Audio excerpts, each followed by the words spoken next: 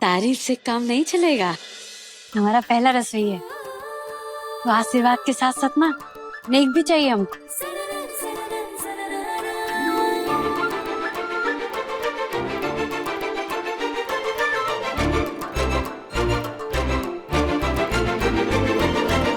आशीर्वाद भी मिलेगा और नेक भी मिलेगा। ये लो, लक्ष्मी को लक्ष्मी दे रहे हैं और साथ में आशीर्वाद भी कि खुशियों का खजाना कभी कम ना हो। हमेशा खुशियों का खजाना भरा रहे।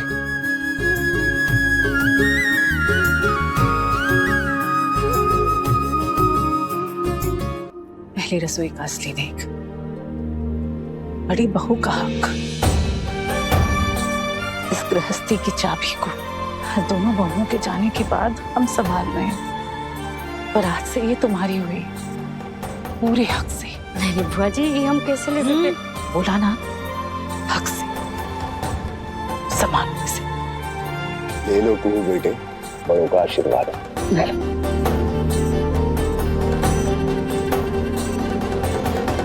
ए कुहू, जरा इसे अपनी कमर पर लटका के चल के तो दिखाओ हमको। माँ को दिखा था हमने, देखना चाहते हैं कि वही खनक तुम्हारी चाल में भी आती है या नहीं।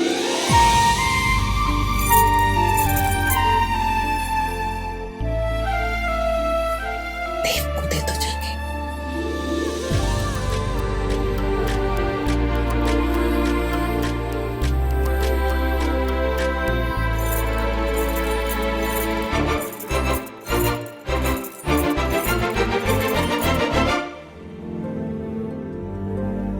बरखा बाबू, हमारा पहला रसोई गाजर का हलवा। गृहस्थी कमर में खोस ली है, अब जब वसीयत लिखवा लेगी तब जागेंगे आप। हमको नेक नहीं देंगे? देख रहा हूँ कि ऐशो आराम की लालसा गई नहीं अभी तक।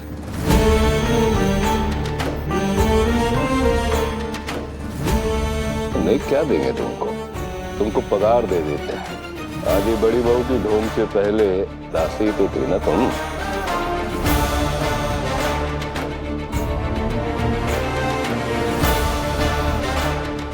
अरे नहीं बरखा बाबू, हमको पैसा नहीं चाहिए। अच्छा, तो फिर क्या चाहिए? बस अवधेश बाबू को ना जेल से छुड़वा दीजिए। हम सुने हैं कि अगर आप कागज तैयार करेंगे ना तो उनको जेल से जल्दी छुटकारा मिल जाएगा। इसको आप इसको हमारा पगार समझिए या बड़की बहू का नेक, बस कुछ भी समझ के बस अवधेश बाबू को जेल से छुड़वा दीजिए। देव!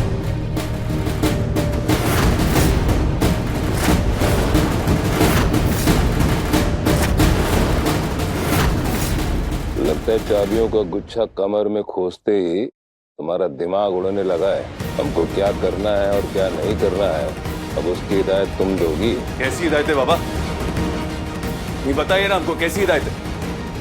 अवधेश को जेल के बाहर निकालना जरूरी नहीं है, वो बेगुनाह है, जेल में सड़ता रहेगा वो।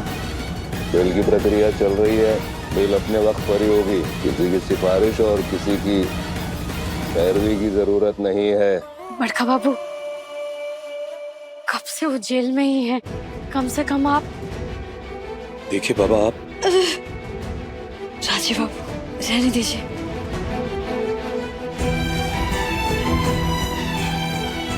बड़का बाबू अब विद्वान है, कानून के ज्ञानी है, अगर आप चाहेंगे ना तो जल्दी उनको बेल हो जाएगा।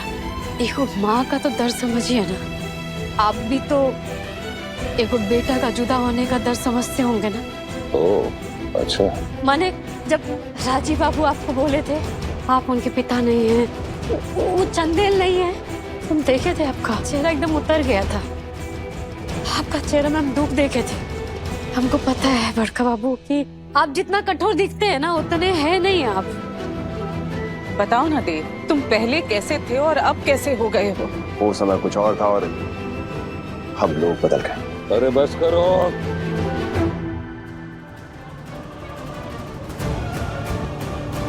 बड़का बाबू, बस हम इतना ही कहेंगे कि देखो बेटा को गम्मा से जुदा मत कीजिए। अरे बंद करो ये बकबक तुम्हारी।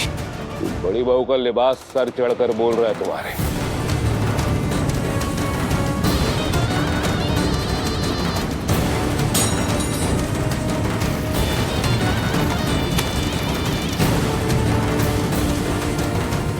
ये क्या कर रहे हो देव? बड़ी बहू की पहली रसोई और कुत्ते के कटोरे में?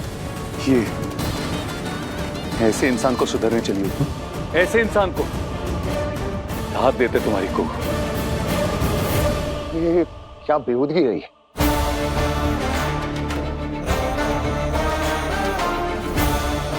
हमारी नजर में तुम और तुम्हारी पहली रसोई की हैसियत ये है।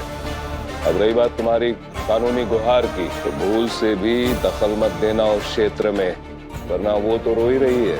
तुम भी हैसियत की बात आप मत करिए बाबा। अगर हमने आपके बारे में बात करना शुरू कर दिया ना, तो आपको आपकी हैसियत पता चल जाएगी। बाबा आप ना राजीव, राजीव बाबू, कहूँ सच कहूँ, गलती इनकी नहीं, गलती तुम्हारी। अरे किससे दया की भीख मांग रही? इनसे, जिसने अपने ही बेटे को गोली मारकर उसकी ये गति कर दी और खुद पूरे घर में लहराते हुए घूम रहा है। इनसे। अहंकारी, घमंडी, ये इंसान तो अच्छा बाप भी नहीं बन पाया। ये क्या सुधरेगा?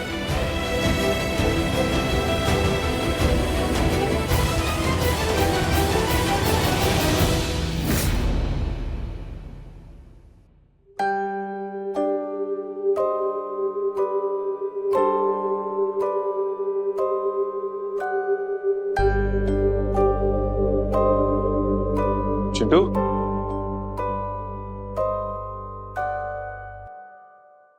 हे चिंटू, इतनी चिंता क्यों कर रही हो? टेंशन मत लो। चिंता नहीं करे राजीव बाबू, और हम हिम्मत थोड़ी ना हारे। बस बड़का बाबू का बात सुन के थोड़ा तकलीफ हो गया हमको। ये मेरा चिंटू, यही तो मकसद है उनका, तकलीफ देना तुमको।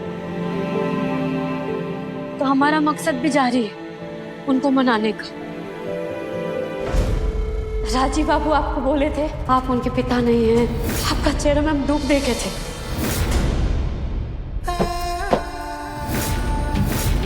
और जैसे कोई बटुआ मार के चला जाता है, वैसे ही आपके हाथ से चाबी का छल्ला छीन के ले गई कुहिया।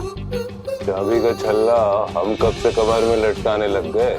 एक ही बात है, औकात की कमर से लेकर उड़नछू हो गई घर की मिल्कियत।